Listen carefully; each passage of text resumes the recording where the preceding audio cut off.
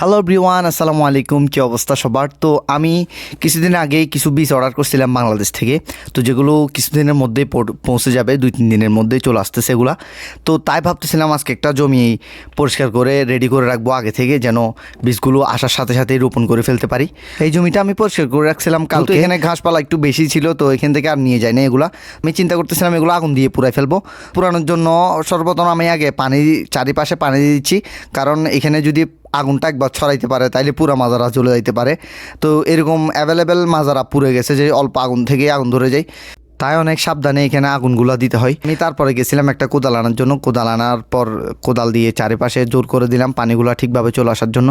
এখানে আমাদের পানিও আসা শুরু করছিল। পানি আস্তে আস্তে আমি ততক্ষণে যেগুলো কালকে আমি খড়কুটো কাটছিলাম আর কি, ওগুলো আমি ভালোভাবে মাঝখানের দিকে আনে দিচ্ছিলাম, যেন ঠিকভাবে থাকে, মাঝখানে সেন্টারে থাকে আগুন, যেন চারপাশে ছড়াইতে না পারে। তো যতটা সম্ভব আমি খড়গুলো নিয়ে আসতেছিলাম, তারপর বিসমিল্লাহ করে দিয়ে দিলাম আগুনটা। তো আগুনটা দেওয়ার ঠিক 2 মিনিট পরেই নিভে ফেলতে হয়েছে। অনেক জোরে বাতাস শুরু হয়ে গেছিলো, যার কারণে আগুন ছড়াই যাওয়ার অনেক সম্ভাবনা ছিল। আমি অনেক কষ্ট করে আগুনগুলো নিভাইছি আর কি।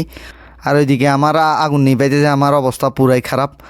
মানে অবস্থা এমন যে আমি ঠিকভাবে দাঁড়াইতেও পারতেছি না, মাথা পুরো ঘুরতেছে, যেহেতু আমি সকাল সকাল উঠেই এগুলা করা শুরু করছি নাস্তা পানি না করে। তো অবশেষে শেষ হয়েছে।